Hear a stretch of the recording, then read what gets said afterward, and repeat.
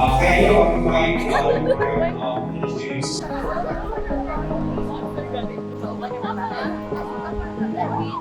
So, ladies and gentlemen, to formally start our event this morning, may I request everyone to please all stand for our opening prayer. Let us all be aware in the holy presence of God, and we adore His holy name. In the name of the Father, and of the Son, and of the Holy Spirit. Amen. The Paulinian Gleaner's Prayer. God, our loving Father, through your Holy Spirit, enable us to participate in Jesus' saving mission, to make you known and loved throughout the world.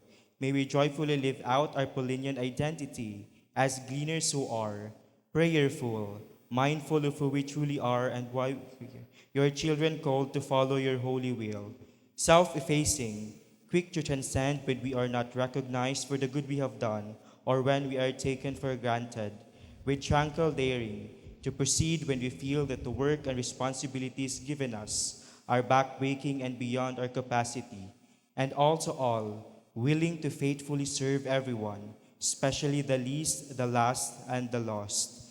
Our Lady of Chartres, Saint Paul the Apostle, our patron, Father Louis Chauvet, and our first sisters, Caritas Christi Urget Nos. In the name of the Father, and of the Son, and of the Holy Spirit. Amen. Please remain standing for the Philippine National Anthem.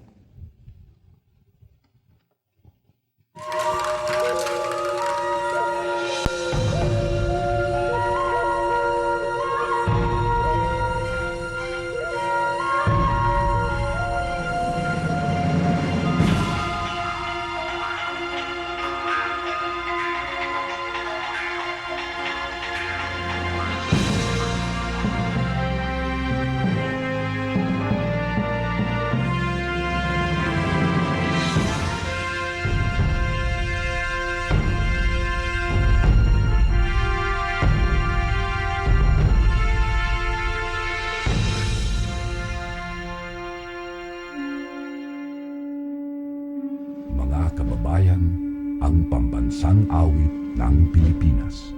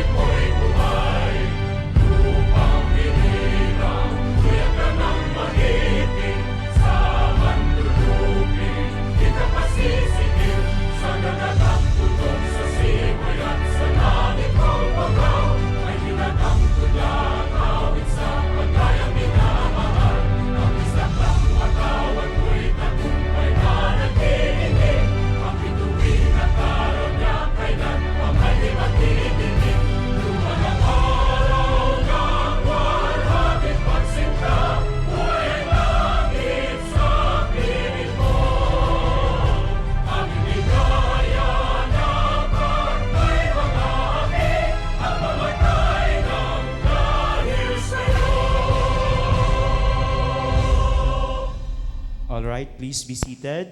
So once again, good morning everyone. So today, just like I said earlier, we will be joined by our guest from Manila. So layo pa ni sila gigikanan, no? So I hope you will lend your ears to them, no? So that makabaluta unsa gud ilang gianhi diri, unsa ilang tumong diri, no? So I guess all of you kay nakadawat og mga pamphlet, no? So more or less, you have an idea on who our guest this morning, no? So, mura na, so lantaw-lantawa inyong kuan, and I want you to ponder on questions like mga issues on our educational system in the Philippines, no? So, that will be helpful later since they will be offering us mga insight solutions on those issues ngayong na-take, no? So, is it good lang ba? Okay lang? Ay, hinay man. Okay lang ba? Murag kontra gusto man. So, okay lang? Alright, so ladies and gentlemen, at this juncture, to elaborate more or to introduce who will be our guest this morning, and also to her to have her opening remarks, no? Let us all give a round of applause to our SAU head, Mrs. Angela Christine Ocao, for her welcome remarks. A round of applause, please. Good morning, everyone. Good morning to our dear guests and to you, our students, as well as our visitors from Negros Oriental State University. On behalf of our university president, Sister Mila Grace Silab, SPC, it is my privilege to welcome you to this important discussion on education reform in the Philippine context.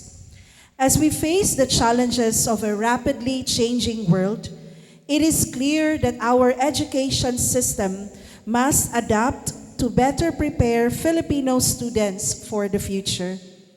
We must rethink traditional approaches, embrace innovation, and ensure that quality education reaches every learner, especially those underserved communities.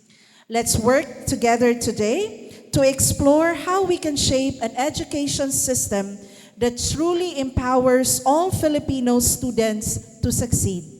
Thank you, and Caritas Christi Urget Nos. Okay, thank you so much, Miss Okao. So everyone, I have a question for you. So all throughout your student life, have you encountered some problems regarding education, particularly? Naa ba? Wala ra lagi reaction ng uban. Wala lagi problem. So naa ba? Oh no, so murag it is expected no because nothing is perfect but there are solutions on those problems. That's why we have our visitors here today to offer solutions to those problems. So kinsa man ni atong mga visitors today? So do you have any idea who? Oh, sa inyong mga pamphlet gikaptan, kinsa man ni sila?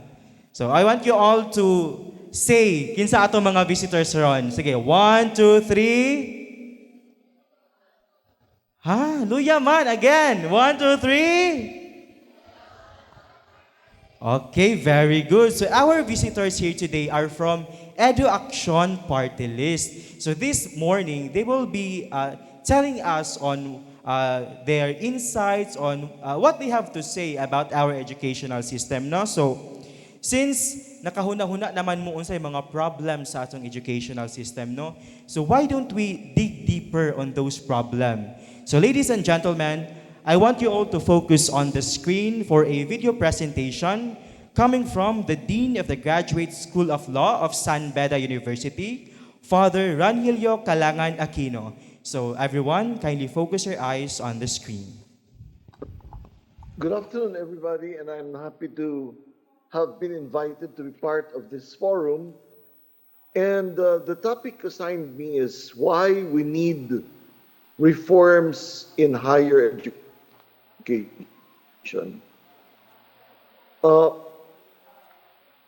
I have long been an advocate of reforms in higher education, particularly because the Constitution guarantees that in all institutions of higher learning, academic freedom is guaranteed. There are two dimensions to academic freedom. The first is the academic freedom of the institution. And this means the freedom of the institution to choose who should teach. In other words, faculty selection and faculty qualification. The freedom to determine what to teach. In other words, curriculum and program offerings. Third, how it should be taught, methodology, delivery system. And fourth, who should teach, who to teach. In other words, recruitment, admission, and retention of students.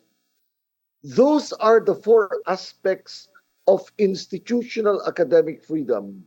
Repeat, the freedom to determine who should teach, the freedom to establish curriculum and programs, the freedom to determine delivery method and instructional technique, the freedom to lay down admission and retention requirements. The second dimension of academic freedom is the freedom of the individual scholar to pursue research and to share with others the fruits of his own research.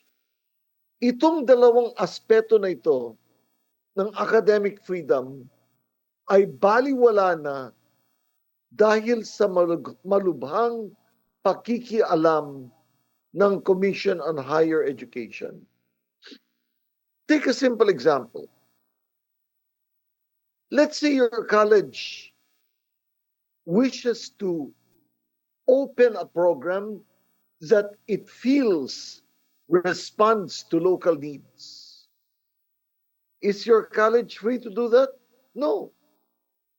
It must obtain authority to operate from the Commission on Higher Education.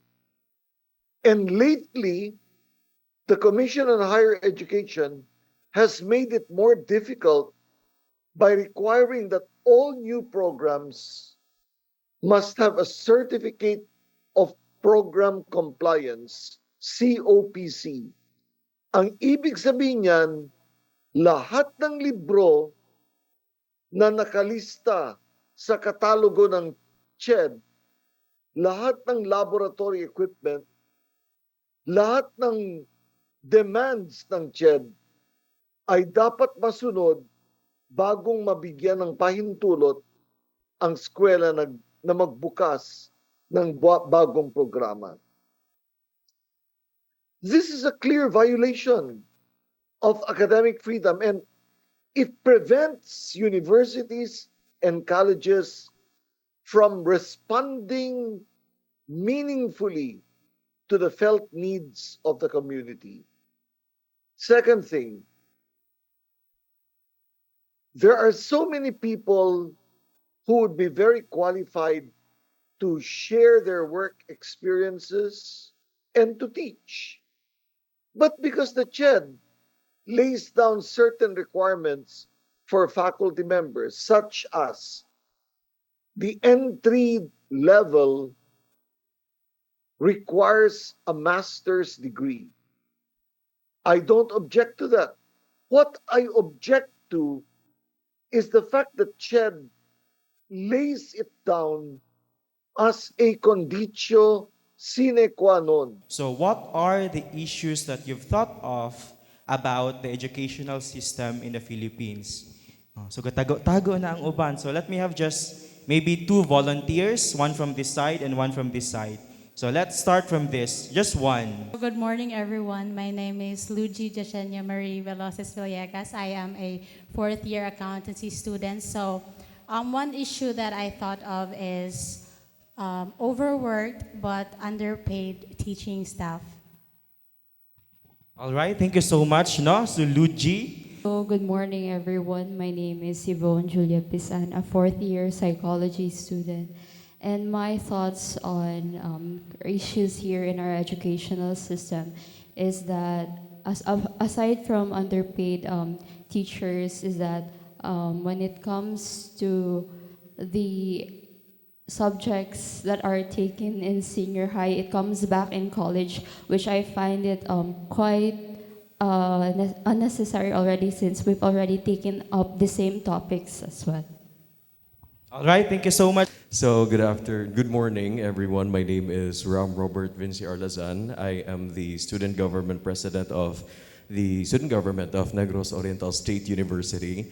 And from what I've observed, or from what I've obtained, or the information that I've obtained from that video, one of the problems that I have noticed in the education system in the Philippines, not just at CHED, but also other agencies such as DepEd, is that ever-looming problem of nepotism, and that I think it's high time that we need to reintroduce the utang na loob concept that we have in the Philippines, because that is very rampant nga gamiton nila ang utang na loob as a means of para maka-item or makasulod, which hinders us to progress pod as well in the education sector in the Philippines, because there are a lot of teachers, there are a lot of professors who can actually has a lot to offer in the education system, but unfortunately they're not given the chance because ang pinapasok ay mga kilala nila. All right, now let's give a round of applause. So, ladies and gentlemen, at this point, we will be joined by two members of the Edu Action Party List. So, to not delay any further, our first keynote speaker, we have isa po siyang graduate ng University of Santo Tomas Faculty of Civil Law in Manila. And itinatag niya ang Gargantial Law Office, isang full-service law firm. So ladies and gentlemen, let us welcome with a round of applause our first keynote speaker, Attorney Christian Gargantial.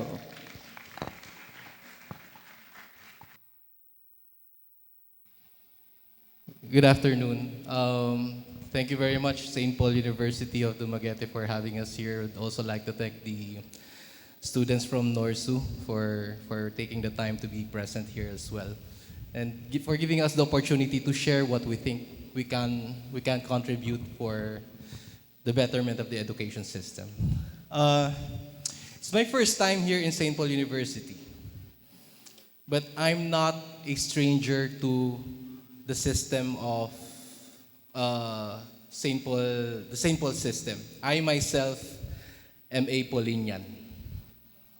My goal as a Paulinian is this. Alam ko yung kabisado ko pa yan. Actually, mas kabisado ko yung mission song kaysa sa Paulinian hymn. Even Doc Aldrin used to be a faculty member, an executive officer of St. Paul in Manila. So, Paulinian po kami. We're not strangers. Now, my topic for today is, well, it's party list. We understand the stigma that attaches to party list, it being supposedly a prospective part of Congress. And there is that negative impression or stigma attached to Congress. But here's the thing. Education is a matter of national interest. In the same way that peace and order, health, finance, the economy, these are things where the state is interested. And I bet most of us here are interested as well. So it being a matter of national interest, you have to expect there would be a fair amount of state intervention each time that there is something up in those matters, like education. So, since we want to introduce reforms, the only effective means of penetrating the system is to join it. Hence, our intention as a party-list organization to translate that advocacy into legislation. You've heard, you've studied Philippine Constitution. No? Philippine Constitution. Meron ba kayong subject na gano'n? Wala. Or in political science, there is such a thing as separation of powers. We have police power of the state. We have eminent domain. We have taxation. Those inherent powers, they could only be exercised by the three branches of the government, Philippine settings: Executive Department, Legislative Department, Judiciary. Hindi pwedeng mag-interfere yung isa sa bawat isa. So the power to legislate, that is lodged in Congress. The power to execute, lodged in the Executive Department. If there is some doubts as to how the law should be interpreted, we have the Judiciary for that. Yung pag-reform sa education, sa pananaw mo ng Edu Action Party List, hindi mo magagawa yan through the Executive Department or through the Judiciary. You have to do it through the Legislative Department. Otherwise, ngawa lang tayo ng ngawa, walang resulta. So I hope you understand And we also are aware, perfectly aware, of the stigma that attaches to being a member of Congress. But we have to face the music. We have to face the music. Now, we are proposing, sinabi na kanina, I heard someone, a lady mentioned earlier that there is a redundancy of subjects being taken up again in college when you have already learned that in senior high school. Di ba? You have math, you have English, you have natural science, you have Filipino. You took that up already in high school. When you enroll in college, there you go. You have those subjects again. Right? Kabisado nyo na. So parang paulit-ulit. And buti sana kung libre. Pero you're paying for the units, or your parents are paying for the units. Now, we are advocating for the reduction of the college curriculum from 4 to 3. From 4 to 3. You remember before K-12 was implemented, 2 years were added to high school. You used to have high school only up to junior high. First year, second year, third year, fourth year. And then they suddenly came up with 2 more years. That's the present grades 11 and 12. The intention there being that some of the subjects in college is brought down to high school to be learned in grades 11 and 12. Ang problema, when K-12 was implemented, when the transition happened, nagkalimutan na. Kaya nga linipat yung subjects pababa para mabawasan yung subjects sa taas. Di ba? Na-scam, so to speak. Parang scam. So what we are proposing is a reduction. Because we saw there are a lot of problems attached to a 4-year college curriculum. And these are some of those problems. The first problem, high cost of education. Napaka-obvious. Napaka-obvious. You don't need to be a rocket scientist to understand it's cheaper to finish college in 3 years as compared to a 4-year college curriculum. You might ask, we have friends from NORSU. They are a state-run university. And under existing legislation, ang tuition fee sa state colleges, state universities, libre. Right? But that doesn't mean walang gastos magpaaral sa state university. Ang libro, hindi libre. Ang pamasahe, hindi libre. Ang tuition, hindi libre. Kung magdodorm ka, liban na lang kung sa plaza ka matutulog, magbabayad ka sa landlord mo. Di ba? So, whether it's public, whether it's private, whether you're paying for your tuition fee, or whether your tuition fee is free, subsidized by the government, your families, your parents, one way or another, would still have to pay for your education. It is an undeniable fact. And going back to emphasize what I said, it's always cheaper to have it in 3 years rather than 4. Next problem, access and dropout rates. Because it's expensive to study for 4 years. Mas mahal, mas maraming hindi nakakatapos. It's self-explanatory. Kung tutusin, kahit sa state universities, it's a fact na kahit na libre yung tuition fee, meron at meron pa rin hindi nakakatapos. How much more sa mga pribadong paaralan? How much more sa mga pribadong paaralan? So there is a dropout rate, an increase in dropout rate. Next problem, redundancy in general education. That's it. What you already took in your senior high school, you will be taking up again in college. So we believe in EduAction. If it's not a core subject, if it's not a competency requirement for your course, it should not have been taken anymore in college. It should rather be finished. It should rather be taken up in high school. For example, we have a subject there in the National Capital Region. We have nursing students taking up art appreciation. Ilang units yun? 2? 3? 3? Magkano per unit? Diba? Art appreciation. Ano?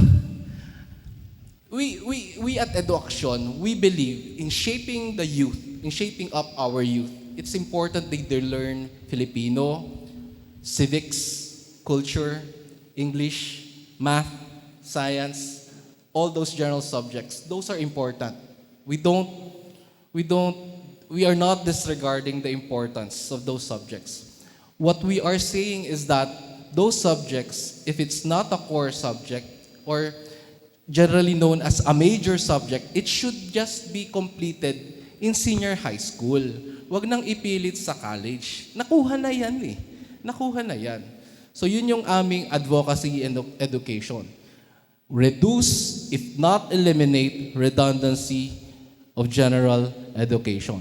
The fourth one is the mismatch of skills for the job market. Why is that?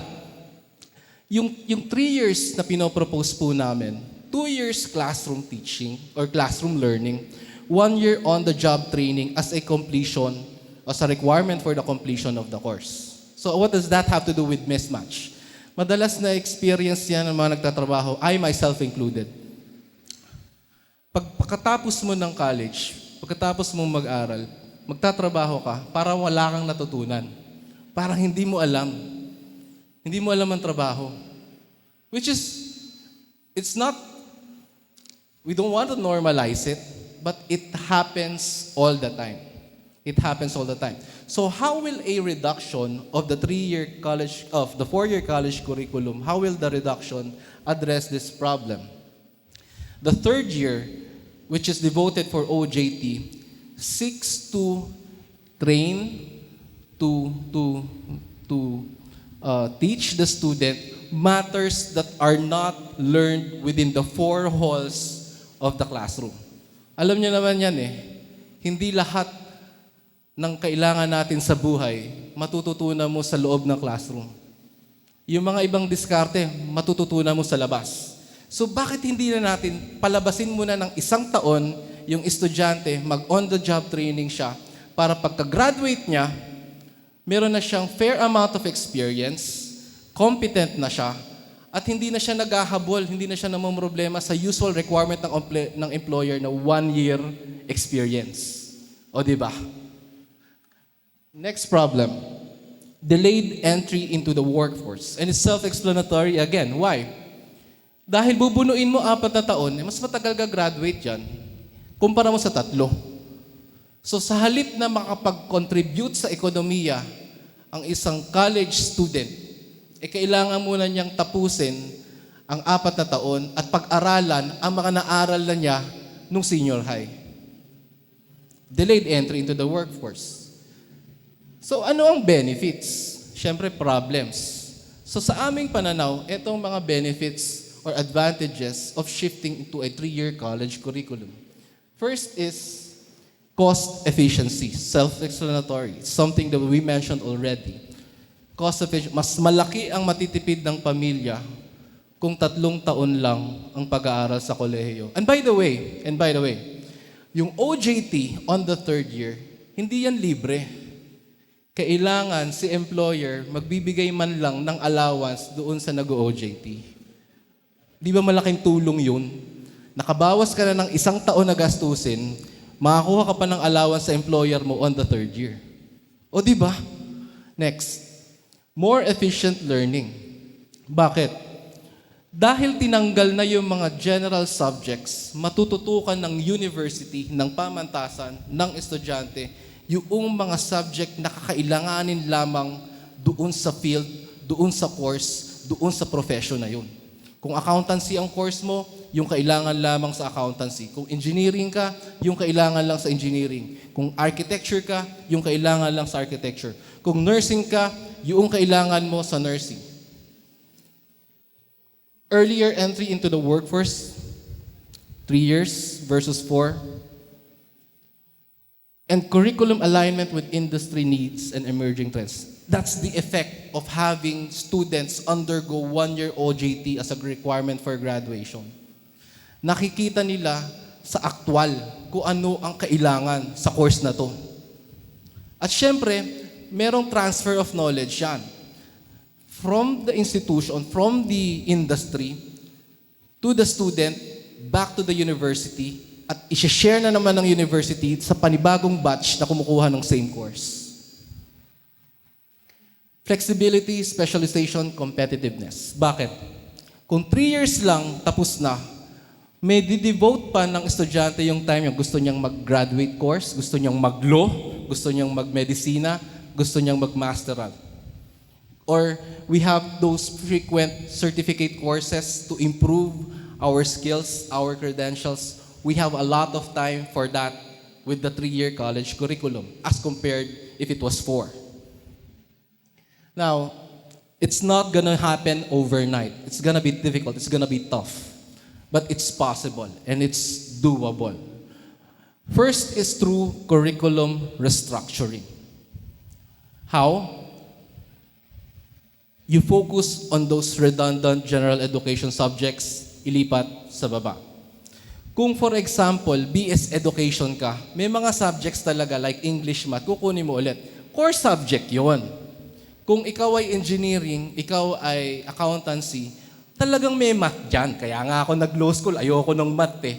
Pero may math dyan. What we're saying is that, again, to emphasize, to reiterate, for emphasis, we're not saying math, English, Filipino, or science is less important. What we're saying is that if it's not relevant to the course, and if it's taken up already in senior high na lang, wag na sa college. Pilot programs, gradual implementation. So it's not gonna happen overnight. Pwedeng pag-aralan ng university, pwedeng magtalaga ang gobyerno ng isang pamantasan sa bawat rehiyon na pag-aaralan kung paano ang pag-implement ng transition from 4 to 3. Hindi namin sinasabi na pagkatapos ng eleksyon, automatic 3 years na. Although gusto naming mapatupad to as soon as possible. But we are willing and we accept the reasonable scenario that this would require a gradual implementation. And since we require a 1-year OJT, it's also important that the government and the institutions should maintain partnerships with industries. Sila yung pangatlong taon. Sila yung magbibigay ng allowance. Sila yung magtuturo sa atin ng mga bagay na hindi natin matututunan sa loob ng pamantasan. So kailangan lamang na merong partnership with them. Hindi pwedeng wala. Flexible learning options. So anong dapat yan? Kung nandoon sa field, nasa OJT yung estudyante, para matutukan ng university ang progress ng kanyang mga estudyante, we can have hybrid learning, online classes. Hindi bawal yon. And collaboration with government. Bakit? Kailangan ang gobyerno, ang mga financial institutions, they will have to make sure na kahit may transition from 4 to 3, yung mga mag-aaral, they still receive support financially.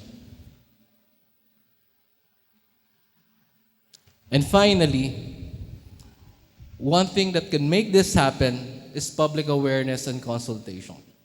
We are aware that this advocacy may have some challenges, some difficulties, some problem areas. And we are willing to listen. The only way for us to understand what we need to improve our advocacy is to consult the stakeholders. And guess who are the stakeholders? Hindi ba kayo? That's why we have activities such as this. We need to hear what you have to say. It's possible that you have an idea that is better than us. It's possible that there is something wrong in what we are advocating, and we are open. We are open to constructive criticism and advice. Maraming salamat po for listening, and mabuhay po kayong lahat. Thank you. Ang susunod nating speaker ay dating Commissioner ng Commission on Higher Education. Bihasa po siya sa pasikot-sikot sa ating education system, lalo na sa kolehiyo. Siya ay isa sa mga kinatawan ng Teacher Education Council. Isa rin siya sa mga bumuo ng Implementing Rules and Regulations ng Republic Act 11713 or the Excellence in Teacher Education Act. Ladies and gentlemen, let us welcome with a round of applause our second keynote speaker, Dr. Aldrin Darilag. Magandang umaga. Maganda pa kayo sa umaga. Lalo na ang mga... nandito na, dumadami na yung ating mga fans. Tuloy po kayo. So magandang umaga po sa mag-aaral ng St. Paul University Dumaguete at Negros Oriental State University. Ito pong aming pagtitipon-tipon ay isa lamang hakbang upang aming mapalawig ang aming advokasya sa education reform. So, matagal na pong panahon na kailangan nating ireforma ang edukasyon dahil po tayo ay patuloy na binabayo ng maraming problema, suliranin, issues and concerns sa education. A few months ago, ako po ay nagtapos ng aking termino bilang commissioner sa Commission on Higher Education. At tulad po ng nabanggit ni Attorney Chris, ang CHED po ay nabibilang sa isang sangay ng gobyerno. Ito po yung executive branch. So kami po ang taga-execute, taga-implement ng mga batas na umiiral sa ating bansa. So nakita ko po ang kalakaran sa komisyon, nakita ko po ang kalakaran sa edukasyon, kaya minabuti ko pong sumapi sa EduAction upang aking mapagpatuloy ang aking advokasya sa education reform. So lahat po ng hindi namin nagawa, nung ako po ay nasa komisyon, ito po ay aking ipagpapatuloy sa pangalawang branch ng government, which is the legislative body. Hindi ko alam kung ako po ay makakaranas ng pangatlong branch ng government, which is the judiciary body. No? Siguro yun po ay sa aking panaginip na lamang. So ngayon po, tayo ay humaharap sa isang sitwasyon na kung saan ang kalidad ng edukasyon at ang sapat na pagkatuto ng mga estudyante sa paaralan ay nalalagay sa alanganing sitwasyon. Maraming kaganapan sa ating bansa na bunga ng maling pamamalakad at taliwas na pagtingin sa edukasyon. So minsan po tinitingnan natin ang edukasyon ng isang simpleng bagay lamang. Pero hindi po simpleng bagay ang edukasyon. Marami pong issues and concerns na dapat nating bigyang pansin. So meron po tayong issue sa ating curriculum. Tama po ba ako? Meron tayong issue sa financial support sa mga students. Ano po yon? So marami tayong issue sa administration. Marami pong issue sa ating leadership. So ito pong EduAction party list ay tunay na tutugon sa mga pangangailangang pang-edukasyon sa bansa. Ang party list na ito ang magiging sandigan niyong mga kabataan upang isulong ang mga initiatives, programs and projects na tutugon sa hangarin ng lahat na magkaroon talaga ng isang kalidad na edukasyon at abot ng lahat. So minsan po ang quality education hindi accessible. So dalawang bagay ang aming bibigyang pansin. Number 1, accessible education, and number 2, quality education. So dapat po laging magkatambal yan. Ang kalidad ng edukasyon ay dapat abot ng lahat ng mamamayang Filipino. Sa ating party list, walang maiiwan. Lahat ay sama-samang uunlad at sama-samang magtatamasa ng ating pinapangarap na tagumpay mula sa kasalukuyang henerasyon at sa mga susunod pang salinlahi. So gusto ko pong ibigay sa inyo ang panukalang solusyon na patuloy naming isusulong magmula sa araw na ito. Una, ang responsableng pagtuklas na mahakbangin, steps that need to be taken upang gawing kapaki-pakinabang ang ilang sangay ng pamahalaan, lalo na ang DepEd at CHED. Gagawin nating responsable ang mga sangay ng pamahalaan katulad ng CHED at DepEd upang kanilang tugunan ng maayos ang mga pangangailangan ng bayan sa pagsusulong ng mahalagang gawain upang gawin nila ng tama ang kanilang trabaho para sa isang maunlad na edukasyon ng bansa. Pagtutuunan ng CHED at DepEd ang piling gawain upang lalo nilang matutukan ang pagtuklas ng hakbangin at pulisiya para sa lalong makabuluhang pag-aaral ng kabataan. Pangalawa, pagtutuunan din natin ng pansin ang pagkakaroon ng responsableng pamamalakad ng Komisyon sa Lalong Mataas na Edukasyon o ang CHED. Pakikialaman natin ang inaasahang mandato ng komisyon na kung saan ang paggawa ng polisiya at direktiba para sa pag-aaral at pagkatuto ng estudyante ay bibigyan natin ng pansin. Aalisin na natin ang mga katungkulan na salungat sa pag-angat ng estadong ng edukasyon at pinagmumulan lamang ng korupsyon. So my dear students, kahit sa education, marami tayong issues and concerns. And one of those issues and concerns is corruption. So we want, if not to totally eradicate corruption, at least man lang makagawa tayo ng paraan para masalungat ang korupsyon at maibigay ng tama ang mga benepisyong nararapat para sa kabataan.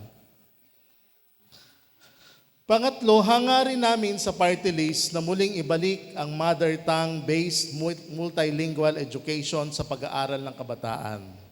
Kahapon po, naisabatas na ang pagtatanggal sa mother tongue-based multilingual education or MTB-MLE.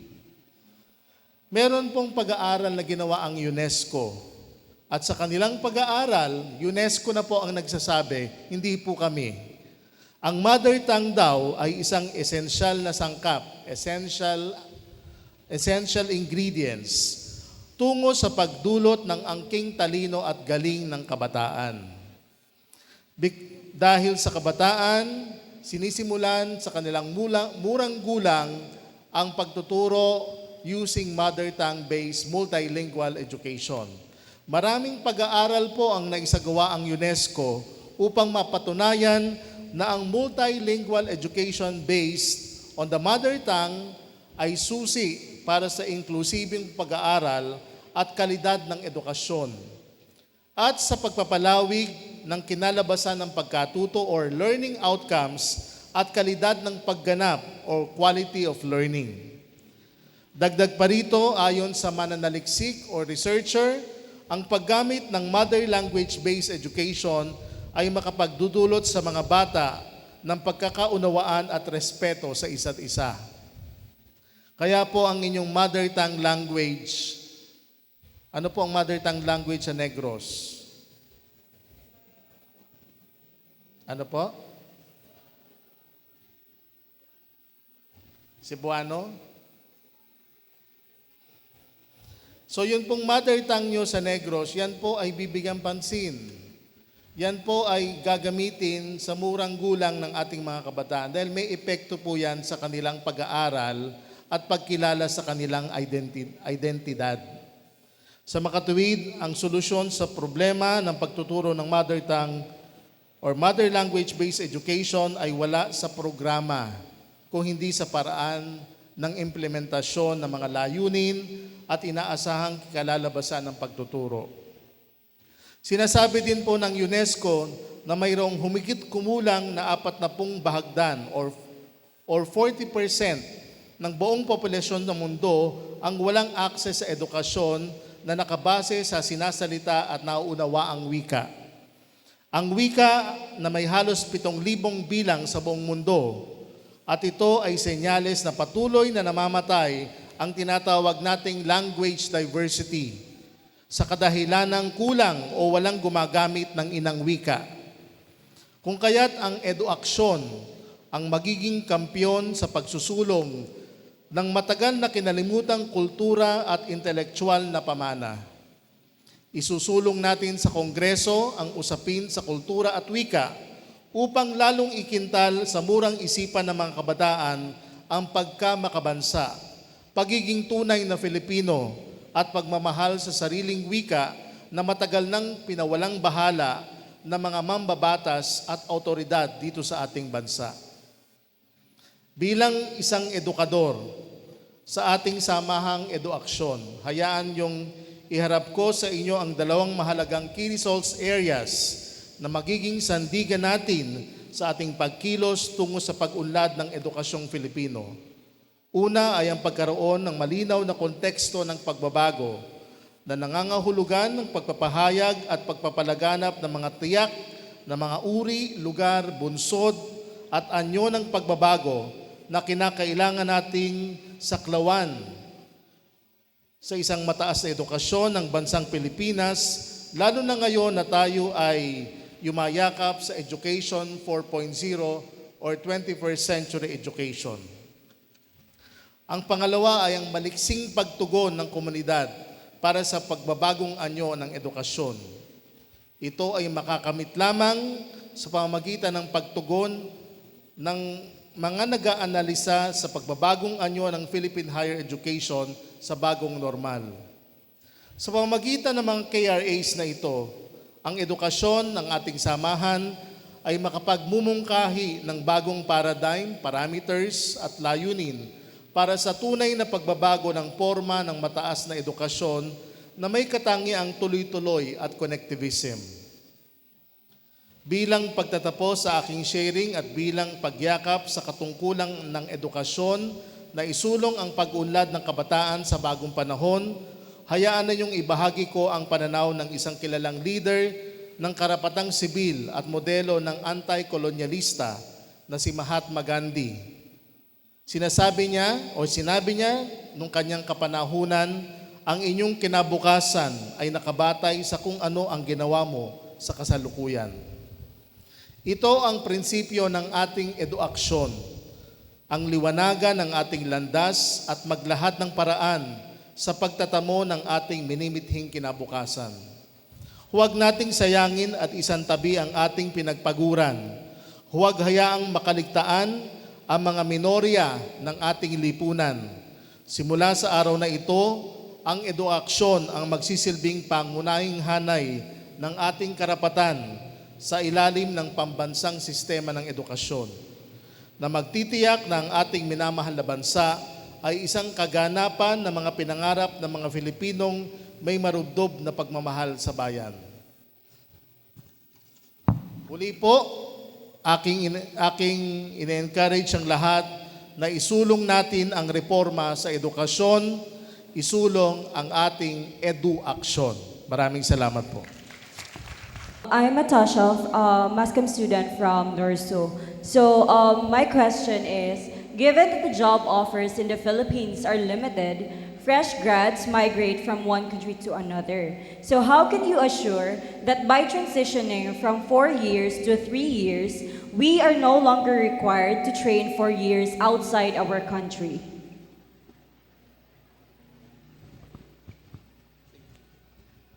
Yes, that's a very good question. No? So, we know for a fact that even though we let our students graduate from a particular discipline, there is still a need for this graduate to comply with all the requirements of the industry. I think that's a dilemma that we are experiencing right now, especially, I just want to give you an example in the nursing profession. Pag ang isang nurse nakatapos ng kanyang kurso mula sa kolehiyo sa Pilipinas, pagdating niya sa Canada, hindi siya employable as nurse. Employable po siya as nurse assistant. Hindi siya tinatanggap bilang isang full-fledged nurse. Bakit? Dahil may problema ang ating ino-offer na nursing program vis-a-vis kung ano ang expectation ng employer sa ibang bansa. So, nire-require pa silang kumuha ng bridging program. So, I think that will be one important parameters to be considered, one important issue that needs to be considered by EduAksyon, yung equivalency ng ating programa vis-a-vis the expectation of the industry partners. Kasi yan po ang pressing issue right now.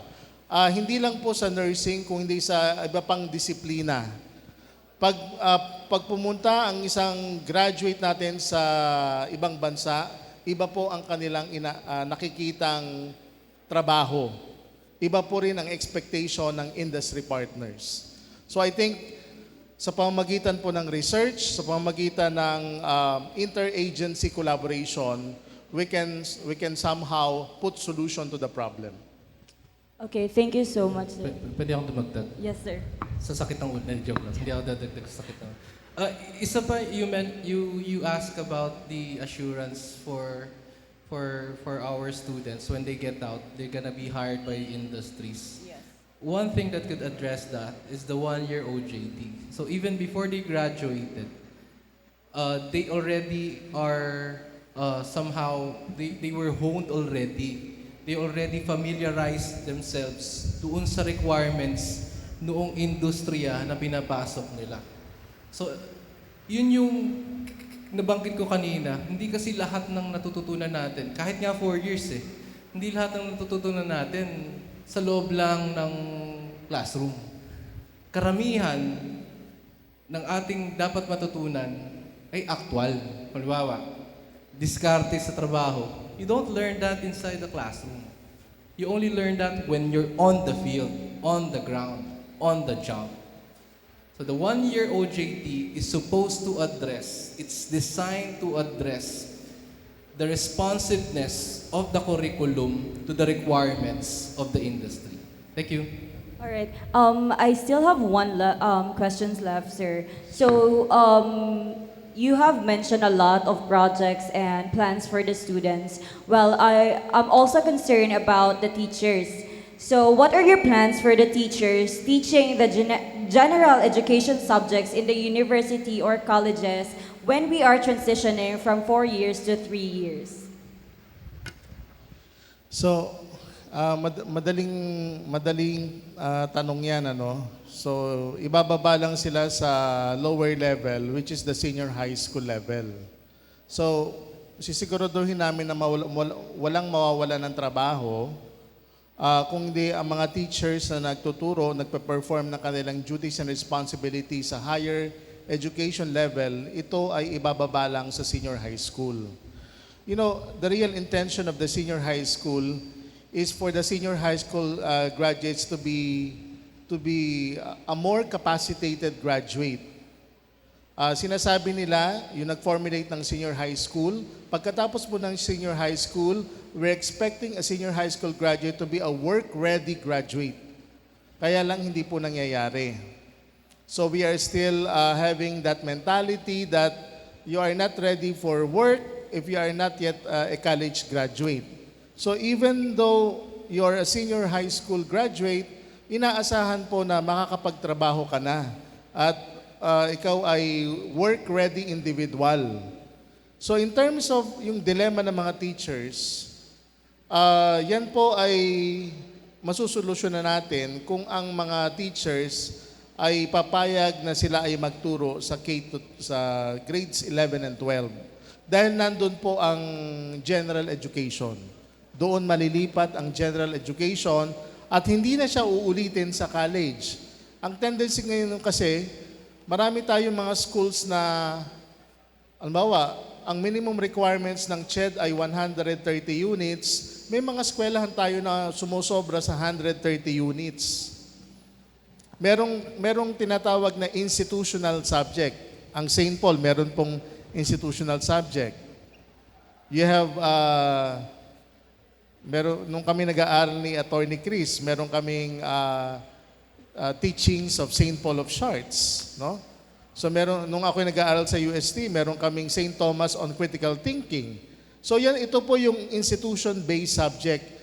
Ito po ay titingnan din natin aside from the general subject and I think the institution-based subject is also part of the Gen Ed program. So kung anong importante sa first 2 years ng college, yun lamang ang kukunin ng ating mga estudyante para sila ay makapaghanda sa kanilang practicum. And mind you, nung tinanong ko ang mga employers ng nursing, sa Canada, hindi po culturally competent daw ang ating mga nurses. So may problema ang ating mga nursing graduates sa cultural competency. Kasi pag sila ay nagpapagaling o nangangalaga na ng pasyente sa ibang kultura, they are no longer competent. So may problema tayo sa some important attributes na ine-expect sa ating mga graduates.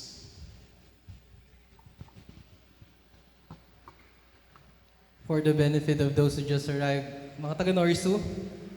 Taga-Norsu po ba? Nasa likod. Good morning.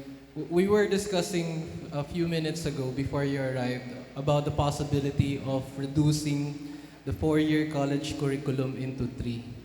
And the main factor that makes possible such reduction is eliminating general education subjects that were already taken up during the senior high to prevent redundancy. Kasi di ba, nakuha na yung English, Math, Filipino, Natural Science, all those things you've taken up in senior high, and then when you reach college, you're gonna take them up again. So what we're proposing is that if it's not a core subject, if it's not a requirement, if it's not necessary for building your competency in your chosen career, in your chosen course, dapat sa senior high na lang yun. So we also discussed the benefits. So the most obvious or the most practical benefit or advantage it provides is the cost efficiency. So mas mahal magpaaral ng 3 taon kaysa sa 4. In fact, yung sa 3 taon na yun, yung 3rd year is devoted to on-the-job training. Ang plano namin is to somehow the employers, prospective employers would give the students allowance. So nakabawas na ng 1 taon sa gastusin yung mga magulang nyo, magkakaroon pa kayo ng additional allowance on your 3rd year. I am Luke John Melvin Ragay, BS Accountancy. My question, sir, is regarding the reduction of 4 years to 3 years. So my question is based on, of course, I do acknowledge that there are certain subjects that are redundant, and okay aside for me, na there would be certain reforms on that end. But for example, our program roughly has 99 units of major subjects. So my question is, what are your plans, sir, in terms of effectively and efficiently reforming the curriculum so as to the quality of our major subjects won't be affected, as well as the difficulty won't be unreasonable, because for some of our subjects, sir, it's not reasonable to group 2 subjects in 1 semester. So if we will reduce it to 3 years with 2 years of classroom lectures and then 1 year for OJT, what are your plans, sir, na again effectively and efficiently reform the curriculum with that kind of consideration? We have to emphasize that when we were proposing the reduction of the 4 years into 3 years, we do not intend to compromise your your major subjects. Never. Hindi pwede yan. Non-negotiable major subjects. Hindi pwedeng mawala. Yun nga ang kailangan yung malaman kapag kayo nag-OJT, di ba? Now, one measure that we can adopt so that we will not lose important units, learning major subjects, is for the university, for educational institutions to study if they can combine certain subjects into one. So for example, we have political science, we have economics. There is a course, in fact, there is a major called political economy. So if it's, for example, 3 units for this subject and 3 units for that other subject, the college, the university can study if it's possible to combine them into just one subject. That's one way. Second, yung mga bagay talaga, strictly speaking, na natutunan sa senior high school, yun ang aming plataforma. Huwag nang ulitin sa college. Kung tutuusin, sa 4 years na college, ilang taon doon ang devoted to general education subjects? Ilan? Ilang subject?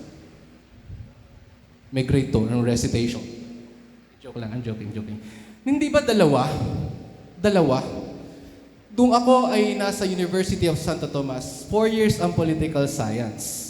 Nag-enroll ako political science kasi mahina nga ako sa math. Bobo ako sa math. Sa totoo lang.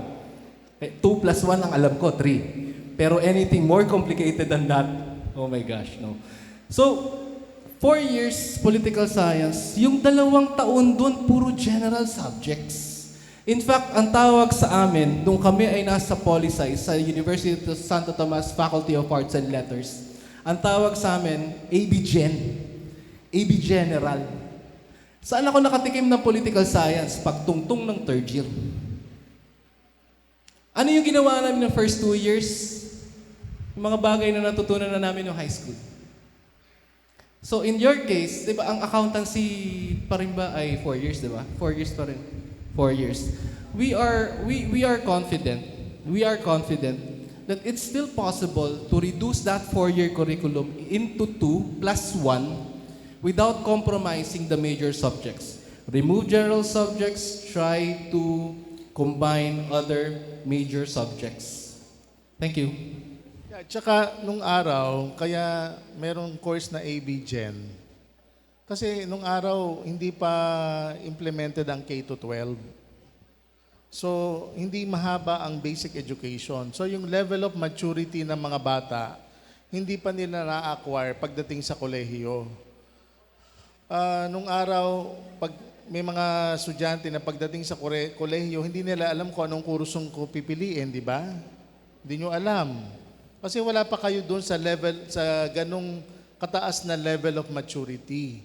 Pero ngayon, dahil nga in-implement na natin ang K-12, we are expecting from a K-12 graduate na sila ay matured na pagdating ng grade 12. At pagdating ng college, concentrated na talaga sa majors. So, I think ito yung pag-aaralan natin together with all your suggestions and comments pagdating natin sa Kongreso na dapat isabatas kung ano ba talaga ang magiging structure ng higher education. Meron tayo sa college na dapat major pero hindi mukhang major, di ba? Yung teacher natin sa major pero siya yung major problem, di ba? So, kasi parang hindi siya nagde-deliver ng major subject.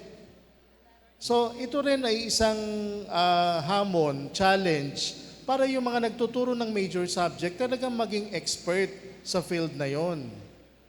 And we will be encouraging all the universities and colleges to hone their faculty members, especially those faculty members who are handling major subjects or professional subjects. Siguro yung nasa Gen Ed program, they are the so-called generalists. But faculty members who are delivering teaching and learning, who are delivering teaching in the major subjects, they are supposedly the so-called specialists. Sa Pilipinas, wala pong masyadong specialist. Marami sa atin generalist. Because we keep on harping this idea that the gen education is very important in the college level. It is important, but it should have its own placement in the whole academic formation of the students. Good morning once again. So this is not actually a question, but more of a suggestion. Oh, yes, please. Since Love that. since earlier we actually talked about there are some students or may mga estudyante pa rin who are not given the opportunity, even though we have the existing access to quality tertiary education, which is Republic Act 1093-1. So I think since the Edu Action mainly focuses on reforms, I think we should also have a proposal to make revisions as well with the 1093-1 to really scrutinize the backgrounds of the students, because there are a lot, and this is very widespread.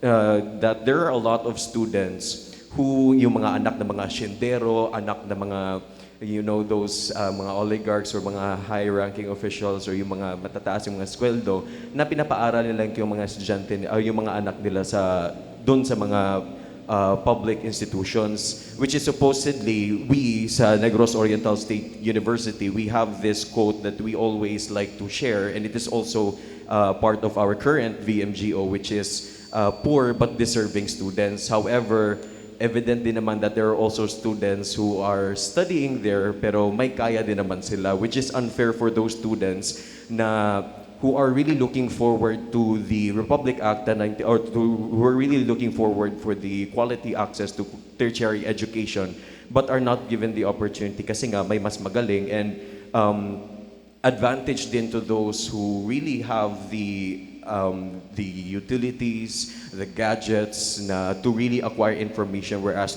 there are students na hindi naman kulang sa mga gamit, and although as much as they really want to learn, as much as they really want to go to college, but are being barred because of this issue. Yes, thank you for that. So we understand, kadalasan yung walang pambayad na matrikula na pamilya, sila yung nawawalan ng slack sa libreng edukasyon na ibinibigay ng mga state universities. Thank you for that. We'll take that into account. Thank you. In addition to that, siguro isusulong natin yung tinatawag na equality and equity in the free higher education system. So talagang kailangang i-revisit yung batas in terms of who will be the supposedly beneficiaries of Free Higher Education Act. So medyo marami pong issues and concerns, medyo naabuso ang Free Higher Education Act. Ito po ay bibigyan din natin ng pansin. At isa pa, yung private education, bibigyan din natin ng karagdagang pondo para ma-equalize ang benefits ng public sa private. Itong sinasabi na leveling of the playing field. Kasi ang private minsan lugi sa mga pagbibigay ng pondo. Ang State University, marami kaming naibigay na project sa NORSU. Pero sa St. Paul University, hindi kami nagbibigay ng project. Sa NORSU, marami kaming naipatayong building. Pero sa St. Paul, yung building nila luma na, no? Mas luma pa dun sa mga matatandang madre, di ba? So I think there is a need for us to, wag niyo ako susumbo sa mga madre. I think there is a need for us to really revisit, no? The free higher education at kung paano dapat bigyan ng benepisyo ang dalawang malalaking uri ng eskwelahan sa Pilipinas, the private and the public. Ito yung tinatawag na leveling of the playing field. Siguro kasama si Attorney Chris, pag-aaralan namin yung equity at saka equality sa pagbibigay ng free higher education sa lahat ng uri na mag-aaral. So sabi nga ng ating student leader, yung mga mayayaman, siguro dapat, imbis na sila ay bigyan, dapat sila ay mag-donate para ma-equalize natin yung ating resources na meron tayo dito sa ating bansa. My question is about the 2+1 education. So, what can we do, sir, about this is in the point of view as an accountancy student. So, what can we do about the prerequisite subjects, sir? Like, for example, we needed to go on the Intermediate Accounting 1 before we can proceed to Intermediate Accounting 2. Then we can proceed to Intermediate Accounting 3. Then we needed the IA 1s, 2, and 3 before we can proceed to our business combination. And then we needed to tackle all our accounting subjects before we can have our integrated course in accounting, sir. This one, when we propose the 2+1, we do not intend, again, to reiterate, the compromised major subjects. So, if one subject is a prerequisite for another, for example, if I may ask, if that is yung courses na yun, how many years do you need to complete all of those? 2.5. is it not possible for those subjects to be combined somehow? It's impossible. Hindi, sa ngayon, parang kumbaga dudugo utak nyo pag ganun ba? Yun yung impossible na tinutukoy ninyo. Pero technically speaking, hindi imposible na gawa ng formula ng CHED or ng university na yung subject na yun, instead being taken up in 4 separate subjects courses, they could be taken up probably in 3. In which case you said 2.5 years. Why? Once every semester. So 5 semesters. This probably in reducing the curriculum from 4 to 3, we could probably consider na yung 5 na courses na yan, baka pwedeng pagsamahin into 4. So that tapos siya in 2 years or 4 semesters. It's one of the factors or one way where we can achieve the 2+1. It's not only eliminating general education subjects, but also studying the possibility that some subjects may be combined. Some subjects may be combined. Or, another, baka naman yung pang-5, or yung kahit alin doon sa 5 na yan, baka naman sufficiente na napapag-aralan yan during the OJT. Hindi ba ginagawa yan sa field? Hindi ba ginagawa yan pag accountant ka na? Yung 5 pinag-aaralan nyo? Ha? Ano? Pwede. Yun yung magandang madinig. Pwede. Hindi yung sa umpisa pa lang, malabo yan pare, bumalabs yan, man. Hindi mo pa sinusubukan, labo na. Yun yung magandang madinig, pwede. So for example, yung 5 SEM, i-combine yung subjects into 4 subjects to be completed in 4 semesters. And then, yung OJT, gagawin niya yun Ipapractice niya sa OJT yung natutunan niya I think that would suffice. Pero pag-aaralan namin ni Doc Aldrin, pag-aaralan namin yan, we'll take note of that para ma-improve namin yung aming proposal for 2+1. Thank you very much. Yeah, we will not shortchange the students, especially kasi meron kayong certain characteristic per discipline like accountancy. So, alam ko napakahirap ng accountancy at mahirap ding pumasa sa board, no? So, siguro there will soon be a collaboration between PRC and our party list para ma-trash out natin kung paano ba aayusin ang mga subject. And ano talaga expectation ng industry in terms of our graduates in accountancy. Kasi generally speaking, pag i-survey mo lahat ng schools na gumagraduate na accountancy, medyo nakakalungkot yung percentage passers sa field ng accountancy. Siguro yan ang pwede nating pag-aralan. Bakit anong mahiwagang bumabalot sa programa ng accountancy at kukunti lang ang nakakapasa sa board? So I think it's just a matter of realigning what the industry is expecting you to have and what would be your expected learning outcome at the end of your program. Tama yung sabi ni Attorney Chris, no? So hindi naman natin puputulin or kung hindi pwedeng i-combine, we might as well have a very creative arrangement of the different courses. So it's just a matter of having a close collaboration with all the students. Hindi lang po ito isang beses na mag-uusap tayo, kung hindi, patuloy po tayong mag-uusap kung ano yung mga issues and concerns ng mga kabataan in terms of their programs of studies. Yan po ang may papangako namin sa inyo. If I may also share again. So, if you follow us on Facebook, you will see their reels pagmumukha ko sa kay Doc. Same shirt, pero wag po kayo naliligo po kami araw-araw. So ito, inulit lang namin to. Pero yun talagang shirt. Hindi ibig sabihin nun nung nasa Subic kami hanggang ngayon hindi pa kami naliligo po kami everyday. We're just wearing the same shirt. Now, ang nakaka-dishearten is that there will be bashers. They will say, hindi pwede, it can't be done. They would criticize. Okay lang yun. There's nothing wrong with that. Ang problema is puro labo yan. Sabihan ka ng bugok, sabihan ka ng loko-loko. And they would not suggest, if you think this is wrong, then tell me what's better. Because we're open to that. Actually, we are. And very good yung insight niya sa kanya. Very good yan. We appreciate that. We don't mind us being told that we are wrong. Nobody's perfect. We know that there may be there's some space for improvement. There's no monopoly in ideas. Walang monopoly sa pagiging tama. Ang ayaw lang namin, sabihan kami ng mali. Sabihan kaming labo yan. Anong maganda? Di ba nakakainis? Anyway, share ko lang. Another. I would like to share personal experience. And this is also why I am advocating for the reduction of the curriculum from 4 to 3.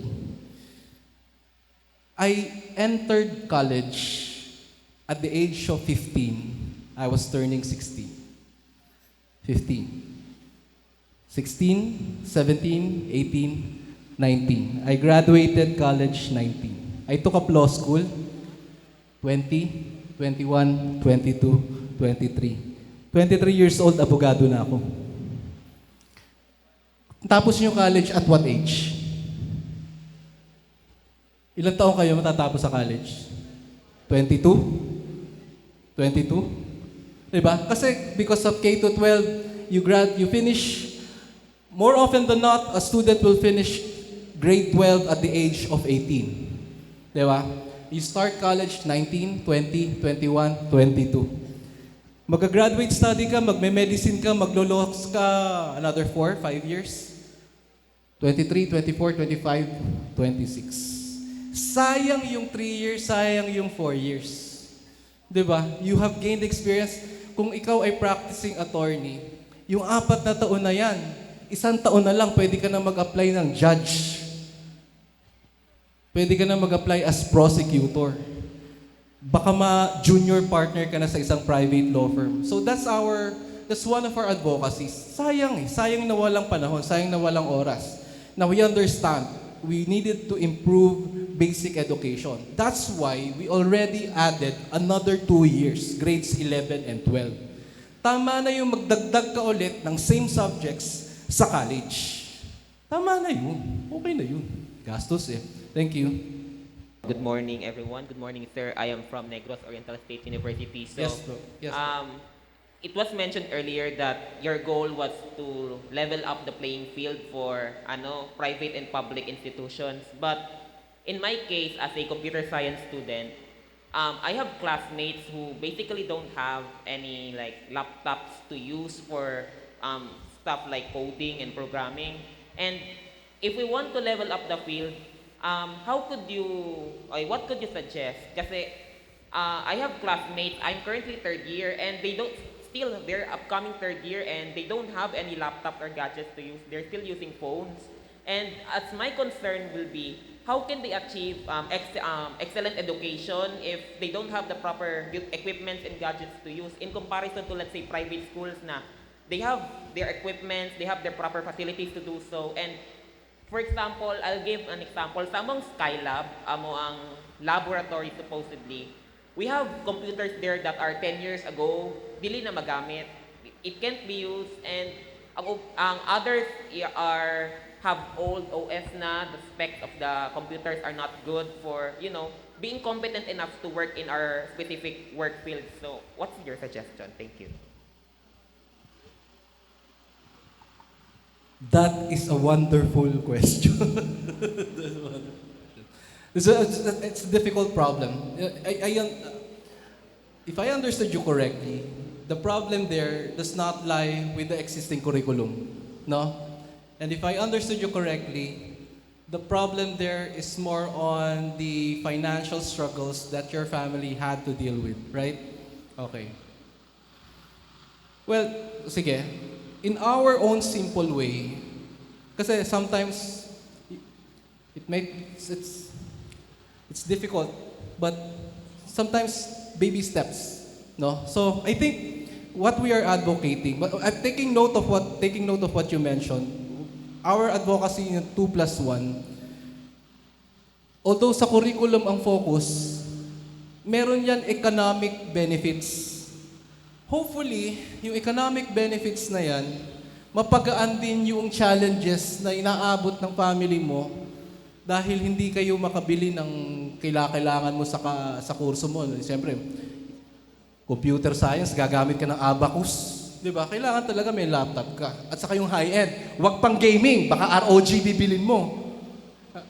Di ba? So, we understand that. It's something that we can take note.